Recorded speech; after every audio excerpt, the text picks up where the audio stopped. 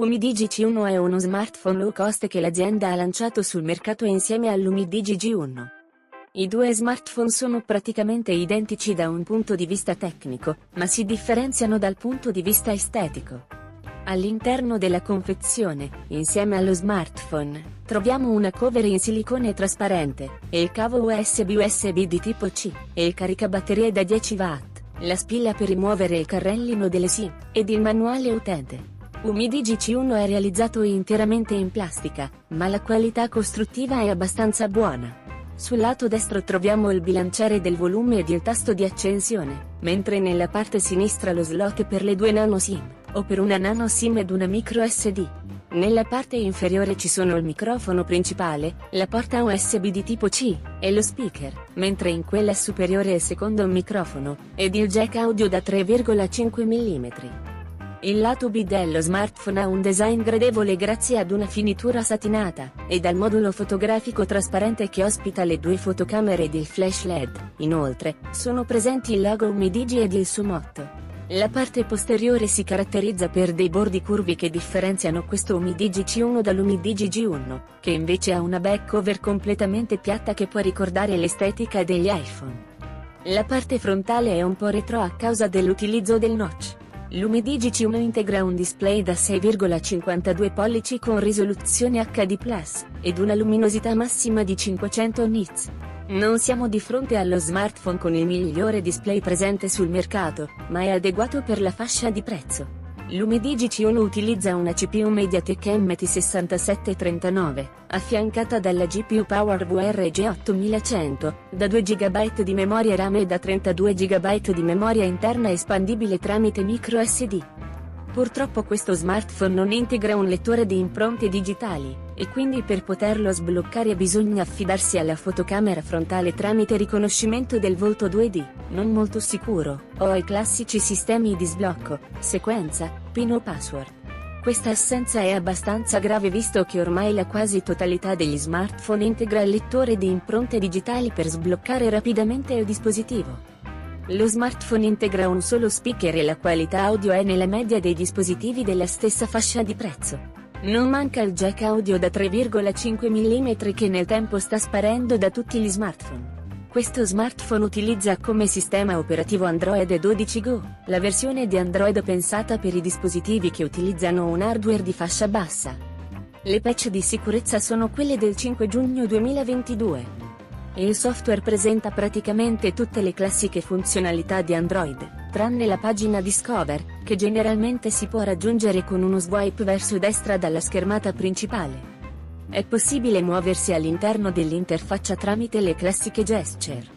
A livello estetico c'è una leggera personalizzazione da parte di Umidigi, che però non va a stravolgere l'esperienza di utilizzo. Lo smartphone riesce a fare praticamente tutto, ma c'è una lentezza generale, ed in molti casi bisogna aspettare quel secondo in più prima che l'app riesca ad avviarsi, o si possa accedere ad una determinata funzionalità, ed anche una volta avviata c'è comunque una certa gommosità. Per esempio, quando si apre l'app della fotocamera, bisogna aspettare qualche secondo prima di poterla utilizzare, quindi di certo non si può utilizzare per foto punta e scatta. Dove questo Umidigi C1 dimostra di essere un dispositivo di fascia bassa è il gaming. Infatti, giocare a giochi come Call of Duty Mobile è un po' snervante perché i tempi di caricamento sono lunghi, il livello di dettaglio è basso, e c'è qualche perdita di frame di troppo. Molto meglio le prestazioni con un gioco come Real Racing, che riesce ad adattarsi meglio all'hardware dello smartphone, e restituisce un'esperienza quantomeno sufficiente, ovviamente sempre con un basso livello di dettaglio. In generale, però, chi volesse giocare con questo smartphone dovrebbe scegliere solo giochi 2D, che non richiedono grandi risorse per l'utilizzo. Ovviamente questo non è uno smartphone 5G, ma integra comunque il supporto 4G sulle due SIM, e non presenta nessun problema di connessione con il Wi-Fi o il Bluetooth. Anche il GPS funziona bene, con un fix abbastanza rapido e preciso. Manca il chip NFC per i pagamenti. Umidigi C1 integra una fotocamera principale da 13 megapixel ed una secondaria da 2 megapixel per le macro, praticamente inutile, considerando la risoluzione. Nella parte frontale, integrata in un notch a goccia, c'è la fotocamera da 5 megapixel. Chi acquista smartphone di questo tipo non lo fa di certo per scattare foto di altissima qualità o per registrare video da urlo, ed infatti questo smartphone riesce ad offrire scatti sufficienti quando la luminosità è buona, mentre la qualità si abbassa di molto appena le condizioni sono leggermente peggiori. Insufficienti i video, anche a causa dell'assenza di stabilizzazione. La fotocamera frontale può essere utilizzata per qualche videochiamata, ma non per scattare selfie di qualità. Se le foto possono essere comunque ritenute sufficienti, sempre considerando il tipo di prodotto, i video non possono raggiungere la sufficienza in nessun caso. In generale, comunque, il comparto fotografico riesce ad offrire prestazioni paragonabili a quelle dei dispositivi della stessa fascia di prezzo. Uno dei punti di forza dell'Umidigi C1 è l'autonomia, che riesce a raggiungere ottimi risultati grazie alla batteria da 5150 mAh e dal comparto hardware poco energivoro. Inoltre, come dico sempre per questi smartphone, considerando le prestazioni non eccellenti anche il tipo di utilizzo varia un po', e questo porta vantaggi da un punto di vista dell'autonomia, perché, per esempio, lo smartphone viene utilizzato poco per giocare. In generale, quindi, si riescono a coprire 2 giornate con un utilizzo normale, ma anche con un tipo di utilizzo più spinto si concluderà sempre la giornata con una singola carica. Purtroppo la ricarica da soli 10 watt è lenta, ed anche per questo motivo si apprezza di più la grande autonomia. Umidigi C1 viene venduto su Amazon a 109,99 €, ma molto spesso viene proposto in offerta a circa 85 €.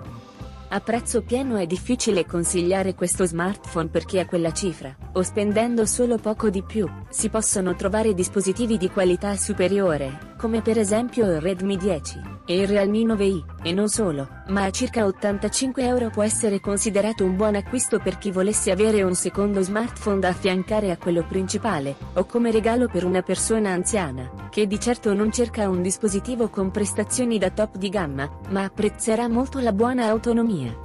Questo Umidigi C1 ha sicuramente come concorrenti principali il Redmi A1 e il Realme Narzo 50i Prime, che vengono proposti a prezzi simili. Per concludere, Umidigi C1 è uno smartphone che punta tutto su un design gradevole ed un'ottima autonomia. I clienti a cui si rivolge non sono quelli che cercano un dispositivo dalle caratteristiche e prestazioni top, ma tutti quelli che hanno bisogno di un dispositivo con una grande autonomia, e che comunque può essere utilizzato per visualizzare qualche video sull'ampio display, o per fare qualche videochiamata. Quindi il cliente perfetto può essere una persona anziana che lo utilizzerà per guardare le foto dei nipotini, o i bambini più piccoli che potranno avere uno smartphone non troppo costoso, che anche in caso di rottura non farà arrabbiare troppo i genitori.